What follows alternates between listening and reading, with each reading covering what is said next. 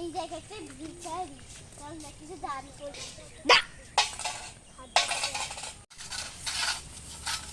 মাল করি আসছে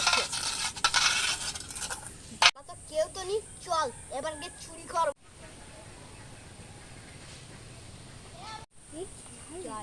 মাল করিলে আগে নিতে যাবো ঠিক আছে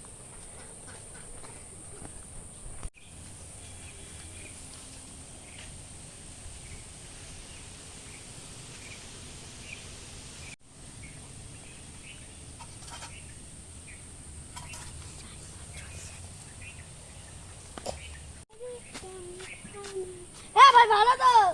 হ্যাঁ ভাই ভাই ভালো। পয়সা তো কিছু উঠেছে? হ্যাঁ মাল করি বেশি হয়েছে। তো কই?